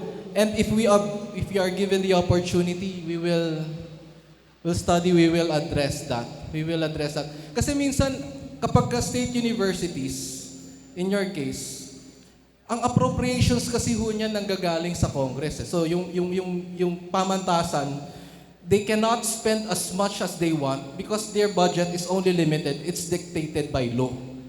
So if we have the opportunity, we will take a second hard look on that scenario. Thank you very much for that, Doc. Yeah, tsaka siguro, yung isang issue din sa State University, meron tayong sinusunod na batas. Ito yung sinasabing procurement law. You know, if you really want to follow strictly, very strictly, what is stipulated in the procurement law, ang procurement natin mahabang proseso. May bidding yan, no? May proseso ng bidding. Pag may nanalong, pag meron ng winning bidders, ang gagawin mo sa winning bidders, ipo-post-qual mo siya. Pag hindi nakapasa sa post-qual yung winning bidder, repeat again. You have to repeat the whole process again. So ano ka na naman, mag-i-invite ka na naman ng mga prospective bidders. Habang dumadaan yung araw na sinusunod natin ang procurement law, natatapos na rin ang bata sa kanyang pag-aaral, imbis na mabili yung computer sa takdang panahon, natapos na yung bata, hindi pa rin natatapos ang procurement. So I think meron sigurong certain parameters na basta gamit ng mga bata, essential things for the program of study, dapat ma-exempt yan sa procurement law. So certain stringent procedure that we commonly observe in the procurement law. Sa NORSU, na-experience namin yan. Naglaan kami ng budget sa computer laboratory, naglaan kami ng budget sa free laptop and free gadgets. Ang problema sa procurement. Pag ang winning bidder ay hindi na nakapasa sa susunod na evaluation, which is the post-qualification evaluation, uulit-uli mula sa simula ang procurement process. Minsan, taon ang binibilang bago matapos ang procurement. And that's actually a deterrent factor. Siguro yan ang kailangang pag-aralan. And then, nakalagay dyan sa aming flyers, free Wi-Fi, free tablet, free laptop. Yan po ay isa sa katuparan din namin pag kami ay nasa kongreso na, pero pag-aaralan namin kung sino lamang ang beneficiaries sa public at saka sa private. Kagaya nga na sinasabi ng ating student leader dito, tingnan natin ang kakayahan at kakanyahan ng isang pamilya para suportahan ng kanilang mga anak. Kung hindi talaga kayang suportahan, bakit ba hindi? So bibigyan namin ng gadgets ang mga bata, lalo na yung mga bata nag-aaral sa computer science or IT. So IT major ka nga pero wala ka namang computer, no? Paano ba naman 'yun? So meron kang ang laptop pero pagdating sa bahay mo wala kang connectivity. O isa pa rin 'yon, di ba? Ikaw ay nakatira sa bundok, pagdating mo sa bundok wala nang wifi. Okay? Kung ang eskwelahan mo ay nakatayo sa malayong lalawigan, walang connectivity, that should also be properly addressed by our EduAction. Sa mga Polinians, nabanggit ni Doc Aldrin yung NORSU because during his incumbency in the Commission on Higher Education, he served as ex officio chairman of the Board of Regents of NORSU. So, yun lang. A bit of a trivia. Good morning. So this, what I am going to say right now is not like a question, but somewhat a recommendation. So I really like the idea of like kukunin yung mga GE subjects sa college no kasi nakakatulong talaga yon. But the problem here is that for sure the thing that will happen is that these major subjects will be grouped together in one semester, in which in our end, not just it is not actually applicable not to the accountancy student, but also to the like mga architecture nga students, mga civil engineering, like mga courses that requires a lot of time in their major subjects. So would you like to consider like the course will be still 4 years, but the curriculum will stay, but the GE subjects will be removed, that it would result to a much more time to focus on those major subjects. That is my point, sir. That's a question. Joke. Joke lang, ba magalit? Pwede eh. So parang sinasabi mo, mag-deload ka para hindi mabigat yung sked mo. Pwede yun. Sa amin naman, walang problema yun eh. Ang concern lang kasi namin, para siguro sa family mo, sa parents mo, is yung economic repercussions of sending their child to school, to college, studying for 3 years vis-a-vis 4 years. Mas malaki yung matitipid. Pangalawa, dun sa pangatlong taon, to reiterate, is yung OJT supposedly, hindi na nagbabayad ng matrikula mo yung matrikula yung magulang mo doon sa pang-4 na taon dahil wala na nga. Sa 3rd year, hindi ka pa dependent on allowance coming from your parents. You'd be earning allowance coming from your prospective employers. So the economic repercussions are obvious. It goes without saying malaki ang matitipid. But we can consider, pupulsuhan namin yan kung ang majority ba ng stakeholders, ng college students, at saka yung mga papasok sa college, anong gusto nila? Medyo seryoso na 2 years plus 1 na bumabanat na kagad sila ng major subjects, or same banana, same pareho na 4 years, dahil na-deload, magaan ang buhay nila. Pag-iisipan natin yan. But do you get our point? Why we wanted it to be 2 plus 1? You get our point? I understand your point. Pwede rin naman. You're not, probably, you've been fortunate not to feel the financial challenges brought about by studying for 4 years, and probably your priority is your mental health. That's why you wanted to have it in 4, notwithstanding the availability of it being finished in 3. We can't take note of that. Thank you for that input. Tsaka siguro, tingnan din natin yung pag-aaral na ginawa ng World Bank. Alam niyo, sinabi ng World Bank na for every year na dumadagdag sa curriculum, merong tinatawag na economic losses. So equivalent yan to a certain percentage of economic losses. So pag-aaralan din yan. Halimbawa, gusto mo 4 years na walang Gen Ed, hayahay ang buhay, pa-relax ka lang. So, kumusta naman yung economic losses mo?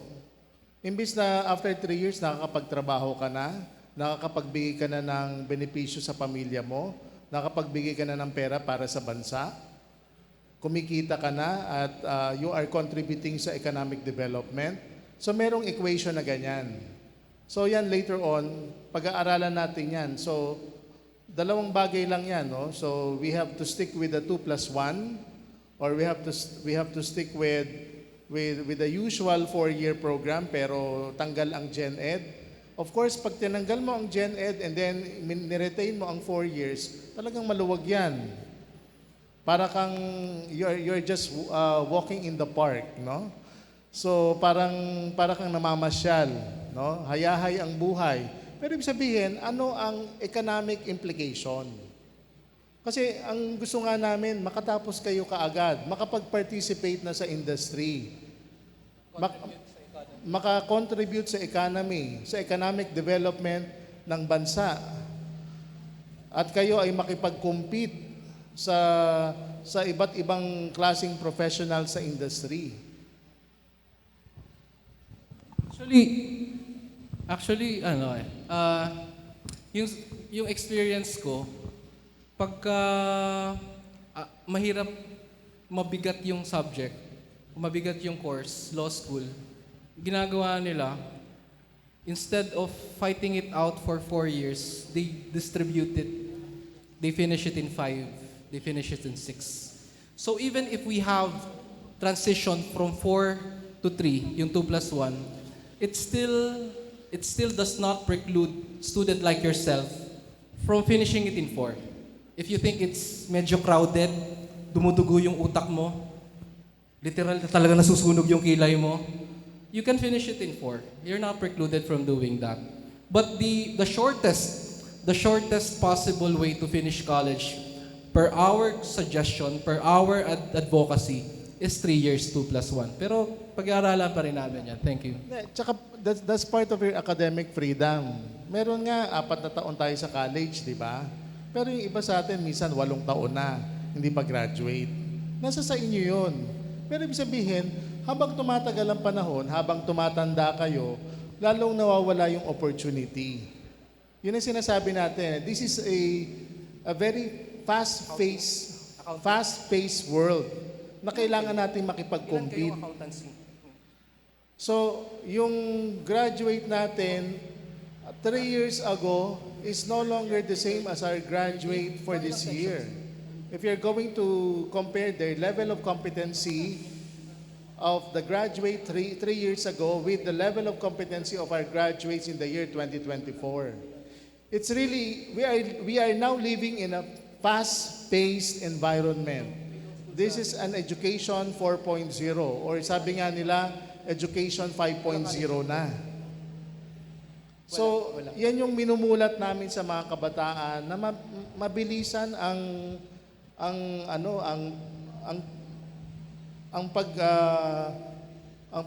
turnover in terms of the turnover of our professionals. Good morning, sir. Morning. Good morning, everyone. So, I personally like the idea of shortening the years in college because I also personally think that some of the subjects are redundant na po. Like, sometimes we could say nga, murag walay pulos somehow, ang amo ang pag-take of 2 years sa senior high because nabalik siya sa college. So, murag na ba? So, Maandar yung Google Translate sa utak. okay. I'm sorry. So what I said earlier was, I think na, as you said, na it's redundant na we are taking it in senior high and then we're taking it again in college. So that's why I support your idea of shortening it to 3 years. So my suggestion, somehow a question as well, is can you somehow consider a partnership with TESDA? Because I think na if in school we are equipped with knowledge, but outside, after we graduate, we somehow lack the skills that I think is the very essential requirement of applying for a job. So maybe you could work on making us a priority for access in TESDA because maybe not a lot of students are also aware of the benefits of TESDA to us if we are going to apply na in the future. Yeah. Thank you. Ang trend ngayon, alam nyo ba, yung mga college department, nag-i-install na sila ng TESDA program within the college program. Like engineering. Merong NC2 and NC3 na related talaga sa engineering. Like HRM. Bago ka makagraduate ng HRM, meron kang NC2, NC3 sa cookery, sa bed making. Di ba? So, ibig sabihin, 2 ang pwede mong makuha. Baccalaureate degree and TESDA certificate. Ibig sabihin, hindi tayo compartmentalize. Kaya nga, nung ako ay commissioner, ine-encourage ko sa aking mga state university na maglagay ng TESDA program within their college programs. Kasi that's the trend now. It has something to do with equivalency and credit transfer. Yung nakuha mo sa TESDA, pwede yan makredit sa college. And vice versa. yung nakuha mo sa college, pwede rin niya i-assume ng TESDA program. So this is what we call a seamless transfer of credits from the TESDA program to the higher education program and vice versa. So talagang importante yan. Kagaya ng sinabi ko kanina, 3 ahensya ng pamahalaan na mag-uusap-usap pag kami ay nakaupo sa Kongreso, TESDA, DepEd, tsaka CHED. And I also like to add, sir, would it be also possible if you could have like a partnership with other industries na align sa amo ang that are aligned with our field, that somehow ba we could have the a little bit assurance nga we are ready or we are kana in demand as well in the industry that we want to enter into? One of the means to implement 2+1 is for educational institutions to form partnerships with key industries. Hindi naman lahat. So depende sa institution. So you have accountancy courses. Anong course mo, ma'am? Accountancy, sir. Puro accountancy na dito. Kayo, anong course ninyo? Kayo? Ba't puro? Isang tribo pala yung Which is good. kinakausap namin. Which is good. So anyway, pero may mga ibang course. Siguro kayo lang bakante. Anyway. So for example, they can, mas maganda accountancy kasi maraming industries dependent on accountants. So they could form partnership, they could not only with industries but also with chambers of commerce, or what do you call the organization of CPAs? Kasi for lawyers, we have the Integrated Bar of the Philippines. TICPA.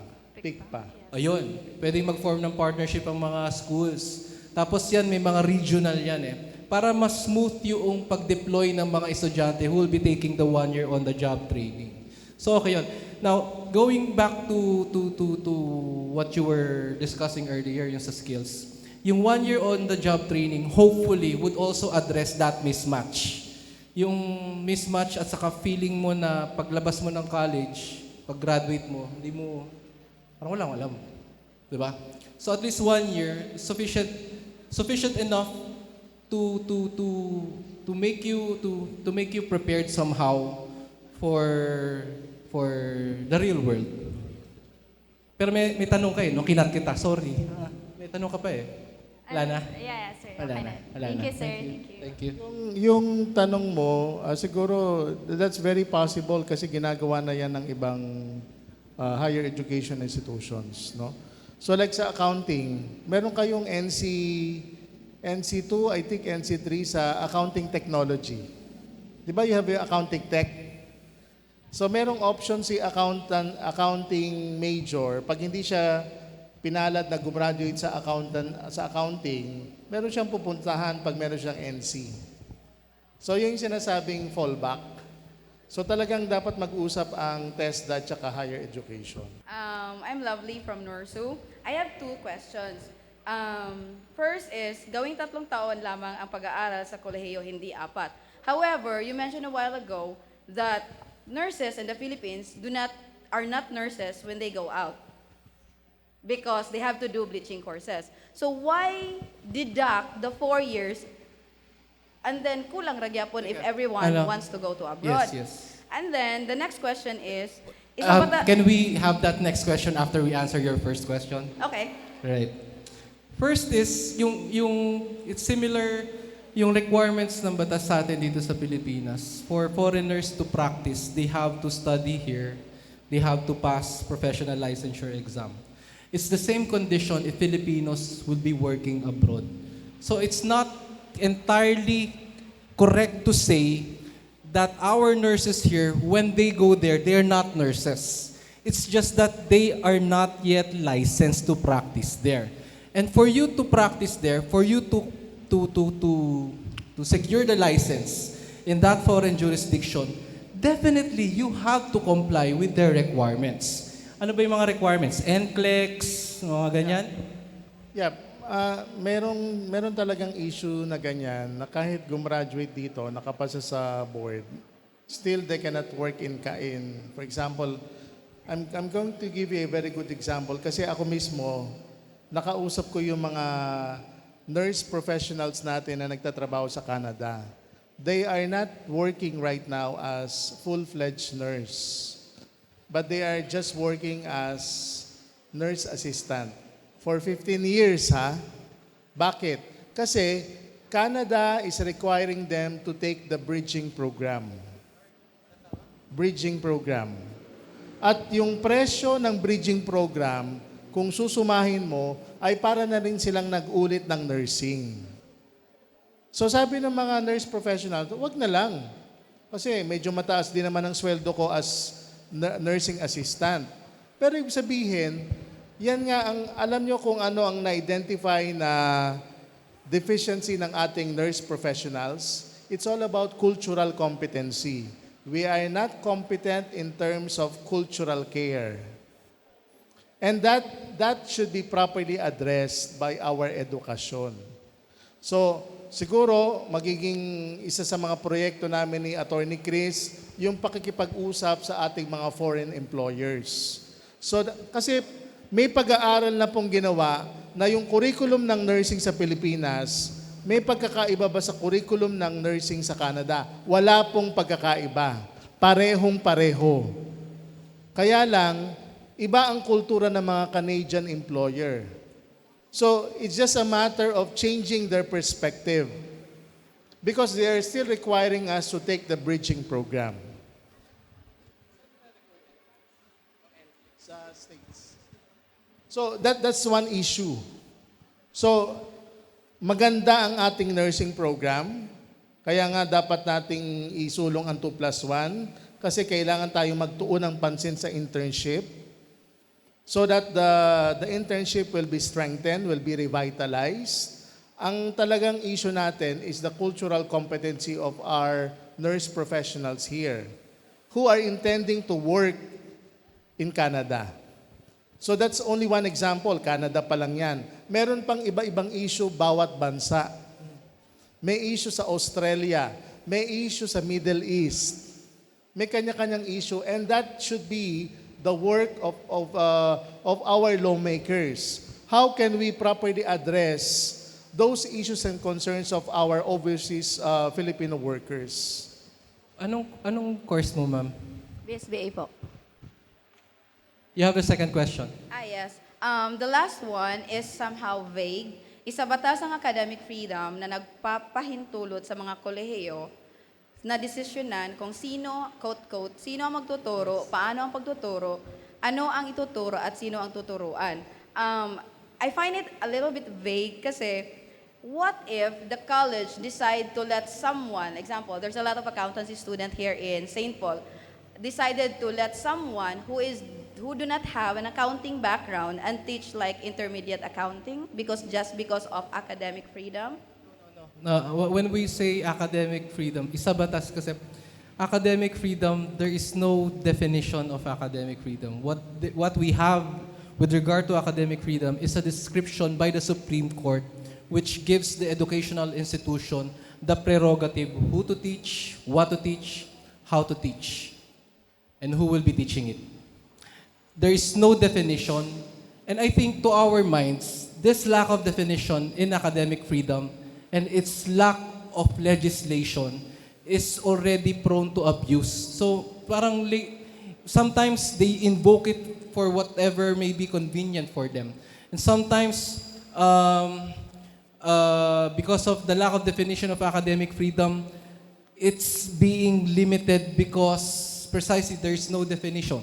So what we had in mind is to provide for a law defining, setting the parameters what academic freedom is. Now, it's not absolute freedom. It's not absolute freedom that what we advocate. Hindi namin gusto na because of academic freedom, pagtuturuin natin na hindi lisensyado, hindi graduate. Hindi yun yung ibig namin sabihin.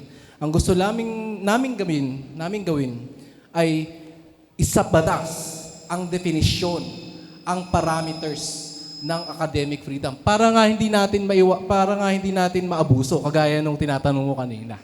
Yun. Okay, thank you po. Thank you. Good morning, everyone. Good morning, sir. I am Greca Don Juliana Samson from BS Mechanical Engineering, and this question is related to our field.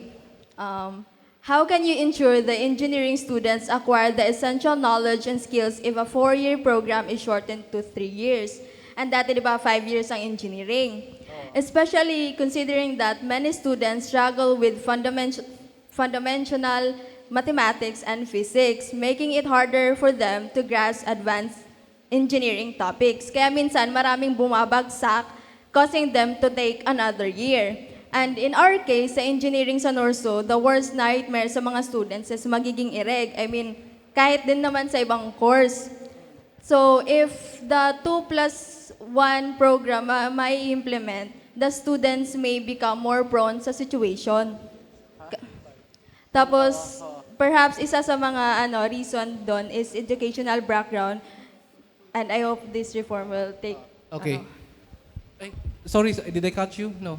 Did I? Okay. First things first, I forgot to mention.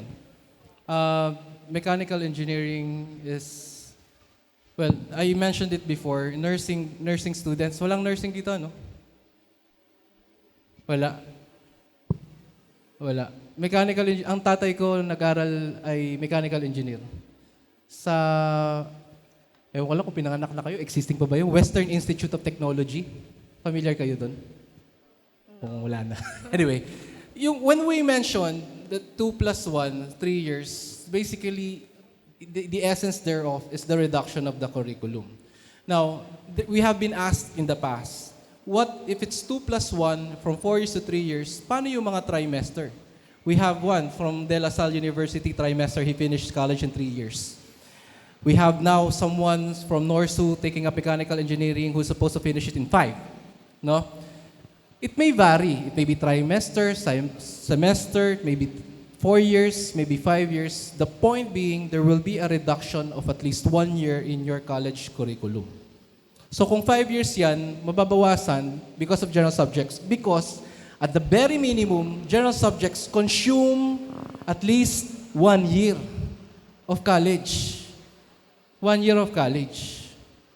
Eto, don't you think mas lalo kayong makaka-focus sa major subjects pag tinanggal mo yung oras studying something that you already learned in high school? Wala naman po kasi kaming problema sa sa GE actually. If tatanggalin yung GE, maybe okay lang. Pero kung in terms of knowledge and skills, medyo talaga siya. Parang, tapos, minsan parang feeling mo hindi ka prepared. Minsan kasi, sa mga base sa experience namin, maraming nababagsak, like first year pa lang. Kasi, nakukulangan sila sa basic, let's say, algebra and like physics. Tapos, pag pasok nila sa engineering, parang nalilito na sila. Tama. Tapos, yun yung isa sa mga doon is, yun nga, iba-iba yung educational background nila. Minsan, parang binalala ang algebra dati nung senior high. Okay. Yung nabanggit mo, so, did I understand you correctly? The problem is because there seems to be some shortcomings noong nag-aaral sa basic ed. Tama? Di ba? Did I get you correctly? Yung foundation, hindi masyadong solid nung basic ed. We understand that. Kaya nga ang problema, we are proposing the 2+1 because we believe whatever shortcomings there may be during the basic education, kung ano ang kakulangan ng basic education, inefficiency, maling sistema, hindi competent yung faculty, probably, the student, the college student, and their families, they should not be made liable, they should not be burdened by problems caused during the basic education. Kumbaga, it's not the incompetence doong basic education is not sufficient ground to insist that we continue with the 4-year college curriculum. It is not necessary to, let me put it this way, hindi kinakailangan pahabain. Hindi kinakailangan pahabain just to improve the quality. Magkaiba yung haba sa quality. Thank you. Tsaka siguro, I think there should be a close collaboration between DepEd and CHED. Kasi yung problema natin sa Gen Ed, Yan ay bunga ng hindi natin ginawa sa K-12. You know, the purpose of the grade 12 is to prepare the students for them to be competent enough when they enter college. Kaya nga, di ba, yung mga Gen Ed, dapat yan na pag-aralan. Dapat competent na sila sa math and science. Lalo na yung nagtitake ng engineering. Ideally speaking, kaya ginawa ang grade 12, kasi meron tayong different tracks sa grade 12, di ba? Ideally speaking, yung dapat pupunta ng engineering, dapat nanggaling kayo sa STEM track ng grade 12. Di ba ganun yun? Kung ikaw ay gusto mo humanities ang kunin mo sa college, dapat nasa arts track ka nung grade 12. Kung gusto mo ng science ang iyong kursos pagdating ng college, dapat nasa STEM track ka. Kaya lang, hindi masyadong na-implement ng maayos ang grade 12. Maganda po ang K-12 kung na-implement lang ng maayos at naihanda ang mga bata bago ang mga bata ay pumunta sa college program. I think that's the dilemma. Kung yung sinasabi mo na, estudyante ka na nga ng college pero mahina ka pa rin sa algebra. Estudyante ka na nga ng engineering pero mahina ka pa rin sa math and science. Siguro, i-check natin kung paano ka nag-prepare during your K-12 years. Yung purpose ng K-12 is kaya nagdagdag ng 2 sa secondary education, high school, para supposedly bumawas na sa college.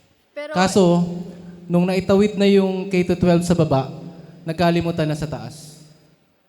So yun yung tinatry namin na ipagpatuloy. 2+2. Pero ano lang din, if i-consider na din yung ibang major subjects na na if ever 83 years na lang, i-consider na lang din yung ibang major subjects na parang Yung ma'am, we were not, for example, you mentioned in 5 years ang engineering nyo ngayon, ang mechanical. No, dati. 5 years talaga ang engineering. Oh. Tapos ngayon, naging 4 years na lang siya. Okay. Tapos, if 83 years pa, mas maging prone ang mga students na magiging irregular, to be honest. Kasi sa engineering kasi sa state universities, pag bagsak kasi isang subject, next year mo pa mababawi. Tapos, may mga prerequisite yan. So, balik kung hindi ko makuha Madidelay ngayon. ka. Oo, madidelay ka talaga. Ang sinasabi mo yung paano i-implement yung 2+1. Hindi yan i-implement sa inyong grupo. I-implement yan starting from the first year student. So, hindi pwedeng, next year may batas na tayo ng 2+1. Hindi pwedeng implement na sa inyo habang kayo ay nag-aaral na ng college. No. You cannot change the rule of the game in the middle of the game. So kayo, magpapatuloy kayo sa programa nyo. Anong year ka na? Third year po. Malapit ka na matapos. Ang makikinabang yan, yung magiging first year. Ibig sabihin, magsusulong tayo ng programa para yung mga susunod sa atin ay mapakinabangan ng programa na to. Wag kang mag-alala. Hindi magugulo ang buhay mo sa kolehiyo. So magpapatuloy ka pa rin kung anong dinatnan mo sa college. Sige po. Maraming salamat. Salamat. To our esteemed guests, Edu Action Party List, to our dear students from St. Paul University, Dumaguete, mostly from Negros Oriental State University, ladies and gentlemen, good morning. On behalf of St. Paul University, Dumaguete, I would like to extend our heartfelt gratitude to the Edu Action Party List for visiting our campus today and sharing your vision for a 3-year college curriculum. Your dedication to improving the educational system is truly commendable, and we greatly appreciate the time and effort you've invested in presenting your advocacy to us. Your proposal offers a thought-provoking perspective on the future of education in the Philippines, and it has certainly sparked meaningful discussions among us students. We are eager to explore the possibilities this innovation could bring, not only in enhancing our academic experience, but also in shaping more competitive and globally prepared Filipino graduates in the future. Thank you once again for your presence and valuable contribution to this important dialogue. We look forward to further engaging with you as we strive to embrace positive change and education. Once again, good morning. Caritas Christi or Jetnos. My name is Yvonne Julia Bipisan from St. Paul University, Dumaguete. I am a fourth-year BS Psychology student. Same question. Do you think the 3-year college course is better than the current 4-year course? I think that the 3-year college course is cost-efficient, and once implemented in the different universities here in the Philippines, it could not only help the students but also the parents who are struggling and underprivileged. What can you say about the programs and the advocacies of the EduAction Party List? Do you believe that our advocacy will help improve our education system? And lastly, would you support EduAction Party List? If you are willing to support it.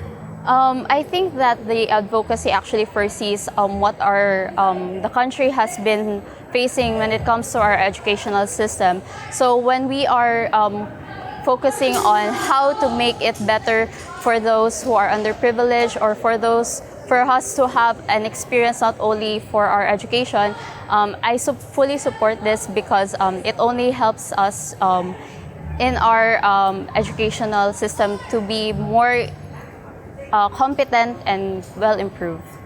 Hi, my name is Ram Robert Vinci Arlazan from Negros Oriental State University. I am a third-year student taking a Bachelor of Arts in Communication. Do you think that 3-year college course is better than a current 4-year course? Well, no, actually, from the talk that what we've had earlier, it would depend usually on the course that the students would actually be taking, but because there are some courses that's very applicable, there are some courses nga they would definitely agree. Sa amin sa Bachelor of Arts in Communication, we would also agree because there are also certain subjects that na medyo, of course, as mentioned earlier, may redundancy with the subjects, and then there are also courses na medyo ano pa siya, there's still a lot of, it still needs to go through proper deliberation pa, but I am confident din naman that the EduAction will have a solution for that din.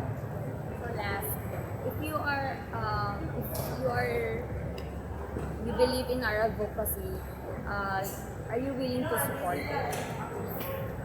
Okay, so we have a practice actually sa amin sa Bachelor of Arts in Communication na as much as possible we have to remain